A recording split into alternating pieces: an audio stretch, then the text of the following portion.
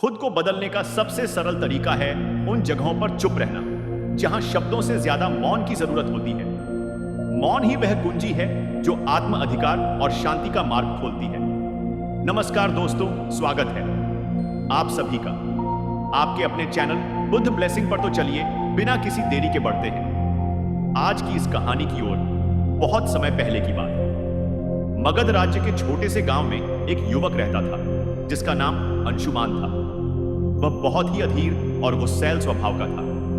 छोटी छोटी बातों पर बहस करना और हर बात का उत्तर तुरंत देना उसकी आदत बन चुकी थी। धीरे धीरे उसके इस स्वभाव के कारण लोग उसे कतरा लगे। अंशुमान खुद भी इस बात को महसूस करता था कि उसका स्वभाव उसके जीवन में शांति और खुशियां लाने के बजाय तनाव और अकेलापन बढ़ा रहा है। लेकिन वह समझ नहीं पा रहा था कि उसे स्थिति से कैसे बाहर निकलना चाहिए।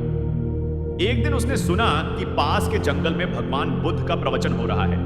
बुद्ध के बारे में उसने बहुत कुछ सुन रखा था। उनकी करुणा, उनका ज्ञान और उनके द्वारा दी गई जीवन की शिक्षाएं। यह सुनकर अंशुमान ने सोचा, शायद मुझे मेरे सवालों के जवाब वहां मिल जाएं। वह जल्दी ही प्रवचन स्थल पर पहुंचा। वहां बड़ी भीड़ जमा थी। बुद्ध अपने सरल और स्पष्ट शब्दों में जीवन की गहराइयों को समझा रहे थे। उसी समय बुद्ध ने सभा को संबोधित करते हुए कहा, यदि तुम अपने जीवन में सच्चा बदलाव लाना चाहते हो तो 10 जगहों पर चुप रहना सीखो। यह सुनकर अंशुमान को कुछ आशा की किरण दिखी। प्रवचन समाप्त होने के बाद वह बुद्ध के पास गया और उनके चरणों में झुककर बोला, भगवान, आपने कहा कि बदलाव लाने के लिए 10 जगहों पर चुप रहना चाहिए। कृपया मुझे विस्तार से सम कि यह 10 जगह कौन सी हैं और मैं उन्हें अपने जीवन में कैसे अपना सकता हूं। बुद्ध मुस्कुराए और बोले, यह जानने के लिए तुम्हें धैर्य, अनुशासन और आत्मनिरीक्षण की आवश्यकता होगी। अगर तुम इन शिक्षाओं को अपनाने के लिए तैयार हो तो मेरे साथ चलो। अंशुमान ने सहमति जताई और इस तरह उसकी यात्रा शुरू हुई। पहला स्थान, जब कोई तुम्हारी आलोचना करे। बुद्ध ने अंशुमान को पहले स्थान की शिक्षा दी। अंशुमान, जब कोई तुम्हारी आलोचना करे तो चुप रहो। आलोचना तुम्हारे लिए सीखने का अवसर है। यदि तुम गुस्से में प्रतिक्रिया दोगे तो तुम कुछ भी नहीं सीख पाओगे। लेकिन अगर तुम चुप रहकर सोचोगे तो तुम समझ सकोगे कि वह आलोचना सही है या गलत। बुद्ध ने उसे एक उदाहरण दिया। एक बार एक व्यक्ति ने मुझे अपशब्द कहे। मैंने चुप रहकर उसकी बात सुनी। जब वह थक गया तो मैंने उससे पूछा, अगर तुम किसी को उपहार दो और वह उसे ना ले तो वह उपहार किसके पास रहेगा? वह बोला, मेरे पास। मैंने कहा, तुम्हारे यह शब्द भी तुम्हारे पास ही रहेंगे क्योंकि मैंने इन्हें स्वीकार नहीं किया। अंशुमान ने इसे अपने जीवन में अपनाने का निर्णय लिया। शुरुआत में यह कठिन था, लेकिन धीरे धीरे उसने महसूस किया कि आलोचना सुनने के बाद चुप रहने से वह आत्मनिरीक्षण कर पाता है। दूसरा स्थान, जब कोई तुमसे बहस करे। कुछ दिन बाद बुद्ध ने अंशुमान को दूसरे स्थान पर चुप रहने का महत्व समझाया। जब कोई तुमसे बहस करे तो चुप रहो। बहस में सच नहीं बल्कि अहंकार की जीत होती है। यदि तुम चुप रहोगे तो तुम स्थिति को बेहतर समझ सकोगे और सही निर्णय ले सकोगे। बुद्ध ने एक किसान की कहानी सुनाई। 2 किसान अपनी जमीन के छोटे से टुकड़े को लेकर झगड़ रहे थे। दोनों का मानना था कि वह जमीन उनकी है। जब मैंने उनसे पूछा कि क्या उन्होंने जमीन अपने साथ लाई थी जब वे जन्मे थे, या क्या वे इसे अपने साथ ले जाएंगे जब वे मरेंगे, तो वे चुप हो गए। इस शिक्षा ने अंशुमान को सिखाया कि बहस में पढ़ने से बेहतर है चुप रहकर समाधान की ओर बढ़ा जाए। तीसरा स्थान, जब कोई गुस्से में हो। बुद्ध ने अंशुमान से कहा, गुस्सा आग की तरह है। यदि तुम इसमें घी डालोगे तो यह और भड़क जाएगा। इसीलिए जब कोई गुस्से में हो तो चुप रहो। उसकी गुस्से की ऊर्जा खत्म हो जाएगी। इसके लिए उन्होंने एक कहानी सुनाई। एक राजा ने अपने मंत्री को गुस्से में फांसी की सजा सुनाई। मंत्री ने कुछ नहीं कहा। अगले दिन राजा को पछतावा हुआ और उसने मंत्री को माफ कर दिया। अगर मंत्री उस समय राजा से बहस करता तो शायद उसकी जान चली जाती। अंशुमान ने इसे भी अपने जीवन में अपनाया। चौथा स्थान, जब तुम दुखी हो। एक दिन अंशुमान को किसी बात पर गहरा दुख हुआ। उसने बुद्ध से कहा, भगवान, मैं इस पीड़ा को सहन नहीं कर पा रहा। बुद्ध ने कहा, जब तुम दुखी हो तो चुप रहो। दुख तुम्हारे भीतर के बदलाव का द्वार हो सकता है। चुप्पी में तुम्हें अपने प्रश्नों के उत्तर मिल सकते हैं। बुद्ध ने उसे यह भी बताया कि दुख तुम्हें मजबूत बनाता है, बशर्ते तुम उसे समझने की कोशिश करो। 5वां स्थान, जब कोई तुम हुए। बुद्ध ने अंशुमान से कहा, जब कोई तुम्हें जानबूझकर उकसा तो चुप रहना ही सबसे बड़ा उत्तर है। यह तुम्हारी शक्ति और धैर्य को दर्शाता है। उन्होंने एक साधु की कहानी सुनाई। एक बार एक साधु को गांव के लोग परेशान करते थे, लेकिन वह साधु हमेशा शांत रहता था। धीरे धीरे गांव वालों ने उसे तंग करना छोड़ दिया। उनकी चुप्पी ने उन्हें बदल दिया। छठा स्थान, जब तुम्हें दूसरों की मदद ना करनी हो, बुद्ध ने समझाया। हर जगह मदद करने की जरूरत नहीं होती। जब कोई तुम्हारी राय ना मांगे तो चुप रहना बेहतर है। यह शिक्षा अंशुमान के लिए बहुत उपयोगी साबित हुई। सातवां स्थान, जब तुम्हें अपने ज्ञान पर घमंड हो, बुद्ध ने कहा, ज्ञान विनम्रता का आभूषण है। यदि तुम अपने ज्ञान का प्रदर्शन करोगे तो वह खोखला हो जाएगा। आठवां स्थान, जब कोई सत्य सुनने को तैयार ना हो, बुद्ध ने अंशुमान से कहा, सत्य का मूल्य तब तक नहीं होता जब तक उसे स्वीकार करने वाला तैयार ना हो। ऐसे में तुम्हारे शब्द व्यर्थ होंगे और तुम केवल अपना समय और ऊर्जा खो दोगे। फिर उन्होंने विस्तार से बताया, जब तुम किसी को सत्य बताने की कोशिश करोगे लेकिन वह अपने भ्रम या अहंकार में डूबा होगा तो तुम्हारे शब्द उसे असहज कर देंगे। ऐसे समय में चुप रहना ही सबसे बड़ा उपाय है। सत्य का बीज। तभी फलेगांव बुद्ध ने अंशुमान को एक कहानी सुनाई। एक राजा के दरबार में एक साधु आया और कहा, राजन, तुम्हारे निर्णय गलत हैं। राजा को यह सुनकर गुस्सा आ गया और उसने साधु को दरबार से बाहर फेंकने का आदेश दिया। साधु ने जाते जाते कहा, सत्य कहने का समय अभी नहीं आया। जब तुम्हारा मन इसे समझने के लिए तैयार होगा तब मैं लौटूंगा। वर्षों बाद राजा ने अपनी गलतियों से सीख ली और साधु को फिर से बुलाया। इस बार राजा ने न केवल साधु की बात सुनी बल्कि उसे अपने जीवन का मार्गदर्शक भी बनाया। बुद्ध ने अंशुमान को समझाया, सत्य का प्रभाव तभी होता है जब सुनने वाला उसे ग्रहण करने के लिए तैयार हो। नौवां स्थान, जब परिस्थितियां तुम्हारे नियंत्रण में ना हो, बुद्ध ने कहा, जीवन में कई बार ऐसी स्थितियां आती हैं जिन्हें तुम बदल नहीं सकते। उन पर क्रोधित या व्याकुल होकर तुम केवल अपनी शांति को खोगे। ऐसे समय में चुप रहना ही सबसे बुद्धिमानी है। उन्होंने समझाया, चुप रहना कोई कमजोरी नहीं बल्कि धैर्य और संतुलन का प्रतीक है। जब परिस्थिति तुम्हारे बस में नहीं हो तो उसे स्वीकार करो और शांत रहो। यही मानसिक शक्ति का आधार है। बुद्ध ने एक घटना का जिक्र किया।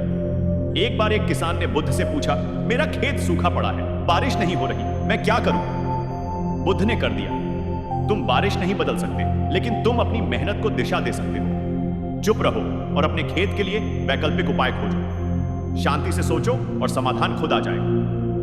किसान ने यही किया और जल्द ही उसकी समस्या हल हो गई। बुद्ध ने कहा, जब परिस्थितियां तुम्हारे नियंत्रण में ना हो तो चुप रहकर धैर्य और समाधान की दिशा में काम करना ही तुम्हारी सबसे बड़ी ताकत है। 10वां स्थान, जब तुम्हारा दिल भर जाए, बुद्ध ने अंशुमान से कहा, जब तुम्हारा हृदय कृतज्ञता, प्रेम और शांति से भर जाए तो इसे शब्दों की आवश्यकता नहीं होती। ऐसी स्थिति में चुप्पी स्वयं एक भाषा बन जाती है। यह तुम्हारे भीतर की सबसे बड़ी खुशी है।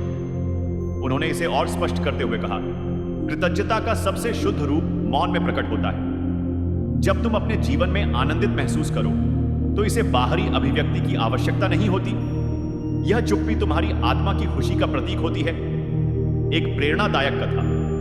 बुद्ध ने अंशुमान को एक छोटी कहानी सुनाई। एक बार एक शिष्य को उसके गुरु ने आत्मज्ञान का अनुभव कराया। शिष्य का हृदय कृतज्ञता से भर गया। उसने गुरु से कहा, मैं आपको धन्यवाद देना चाहता हूं, लेकिन शब्द पर्याप्त नहीं लगते। गुरु मुस्कुराए और बोले, तुम्हारी चुप्पी ही मेरे लिए सबसे बड़ा धन्यवाद है। इसे बनाए रख। बुद्ध ने समझाया, जब दिल भर जाए तो शब्दों की आवश्यकता नहीं होती। मौन तुम्हारी सबसे बड़ी अभिव्यक्ति है। अंशुमान ने जब बुद्ध से 10 जगहों पर चुप रहने का ज्ञान लिया तो बुद्ध ने उसे तुरंत अभ्यास में डालने का निर्णय लिया। उन्होंने कहा, ज्ञान का मूल्य तभी है जब इसे जीवन में लागू किया जाए। मैं तुम्हें कुछ परीक्षाओं से गुजरने का अवसर दूंगा। इन परीक्षाओं से तुम सीखो कि चुप्पी वास्तव में तुम्हें कितना बदल सकती है। अंशुमान ने सहमति दी और बुद्ध के मार्गदर्शन में अपने जीवन के इस नए अध्याय की शुरुआत की। बुद्ध ने अंशुमान को एक गांव भेजा जहां लोगों को उसकी पुरानी आदतों के बारे में बताया गया। जैसे ही अंशुमान वहां पहुंचा, लोगों ने उसे बुरा भला कहना शुरू कर दिया। गांव वालों ने कहा, तुम्हारे जैसे लोग कभी नहीं बदल सकते। तुम हमेशा दूसरों को दोष देते हो। तुम यहां क्यों आए हो?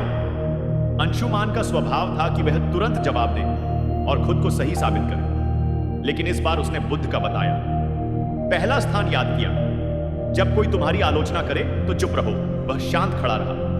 धीरे धीरे गांव वाले थक गए और उसकी चुप्पी देखकर हैरान हो गए। उन्होंने महसूस किया कि वह बदल चुका है। अंशुमान बुद्ध के पास लौटा और कहा, भगवान, चुप रहना कठिन था, लेकिन इससे मुझे एक नई ऊर्जा मिली। बुद्ध मुस्कुराए और बोले, यही पहला कदम है। अब अगली परीक्षा के लिए तैयार हो जाओ। दूसरी परीक्षा जब कोई बहस करे, बुद्ध ने अंशुमान को एक व्यापारी के पास भेजा जो हमेशा अपने ग्राहकों से बहस करता रहता था। बुद्ध ने कहा, इस व्यापारी से कोई सवाल पूछो और जब वह बहस करे तो चुप रहो। अंशुमान व्यापारी के पास गया और पूछा, आपके सामान की कीमत इतनी अधिक क्यों है? व्यापारी तुरंत गुस्से में आ गया और बहस करने लगा। तुम्हें क्या पता कि मैं कितना मेहनत करता हूं? क्या तुम मेरे काम की कदर नहीं करते? अंशुमान ने बुद्ध के दूसरे स्थान को याद किया। जब कोई बहस करे तो चुप रहो। वह शांत खड़ा रहा। उसकी चुप्पी ने व्यापारी को सोचने पर मजबूर कर दिया। उसने महसूस किया कि बहस का कोई अर्थ नहीं है। तीसरी परीक्षा गुस्से का सामना करना। अब बुद्ध ने अंशुमान को एक ऐसे व्यक्ति के पास भेजा जो अपने गुस्से के लिए कुख्यात था। अंशुमान को उसके पास जाकर मदद मांगने को कहा। उस व्यक्ति ने गुस्से में कहा, तुम्हें मुझसे मदद चाहिए? तुम्हारी हिम्मत कैसे हुई? अंशुमान ने पहले की तरह जवाब देने की बजाय चुप रहने का निर्णय लिया। धीरे धीरे उस व्यक्ति का गुस्सा शांत हो गया। उसने कहा, तुमने मुझे जवाब क्यों नहीं दिया? क्या तुम डरे हुए हो? अंशुमान ने कहा, मैं आपके गुस्से को नहीं बढ़ाना चाहता था। उस व्यक्ति ने महसूस किया कि चुप्पी में शक्ति है। चौथी परीक्षा दुख का सामना करना। अगली परीक्षा में बुद्ध ने अंशुमान को एक विधवा स्त्री के पास भेजा जिसका इकलौता बेटा हाल ही में मृत्यु को प्राप्त हुआ था। वह स्त्री अपनी पीड़ा में किसी से बात नहीं करती थी। बुद्ध ने कहा, उसके पास जाओ और बिना कुछ कहे उसकी मदद करो। अंशुमान उसके पास गया और बस उसके पास बैठा रहा। उसने कुछ नहीं कहा, लेकिन उसकी मौन उपस्थिति ने स्त्री को सांत्वना दी। उसने पहली बार किसी से अपनी कहानी साझा की और अपने दुख से उभरने का प्रयास किया। बुद्ध ने कहा, दुख में चुप्पी कई बार शब्दों से अधिक प्रभावी होती है। पांचवी परीक्षा उकसावे का सामना करना। बुद्ध ने अंशुमान को एक ऐसे समूह के पास भेजा जो उसे उकसाने के लिए तैयार था। उन्होंने अंशुमान को अपमानजनक बातें कही, लेकिन अंशुमान शांत रहा। उसकी चुप्पी ने उन्हें हार मानने पर मजबूर कर दिया। परीक्षाओं के बीच अंशुमान ने बुद्ध से पूछा, भगवान, चुप रहना कैसे इतना प्रभावी हो सकता है? बुद्ध ने कहा, एक बार एक राजा ने एक साधु से पूछा, जीवन में सबसे बड़ी ताकत क्या है? साधु ने राजा को एक कटोरा पानी और तेल दिया। उसने कहा, पानी और तेल को मिलाने की कोशिश की, लेकिन तेल पानी में घुल नहीं पाया। साधु ने कहा, चुप्पी तेल की तरह है। इसे आपसे अलग नहीं किया जा सकता। जब तक तुम इसे संभालोगे, यह तुम्हारी सबसे बड़ी ताकत रहेगी। अंत की परीक्षा। जब दिल भर जाए, अंत में बुद्ध ने अंशुमान को खुद से एक और परीक्षा लेने को कहा। उन्होंने कहा, जब तुम्हारा दिल खुशी और कृतज्ञता से भर जाए, तब चुप्पी को अपनाओ। अंशुमान ने महसूस किया कि जब वह अपनी सभी परीक्षाओं में सफल हुआ तो उसका दिल शांति और आनंद से भर गया। उसने बुद्ध के चरणों में झुककर कहा, भगवान, मैं बदल चुका हूं। अब मैं जानता हूं कि चुप्पी ही सच्चा ज्ञान है। यह कहानी हमें सिखाती है कि चुप रहना केवल बोलने से बचना नहीं है। यह एक आंतरिक शांति और समझ का प्रतीक है। बुद्ध की यह शिक्षा हमें अपने जीवन के हर पहलू में संतुलन और शांति लाने का मार्ग दिखाती है। जब हम बोलने की बजाय सुन और समझना सीखते हैं तो जीवन वास्तव में बदलने लगता है। यह कहानी हमें सिखाती है कि चुप्पी सिर्फ शब्दों का अभाव नहीं, बल्कि आत्मा की भाषा है। चुप रहना सीखो, यही सच्चा बदलाव है।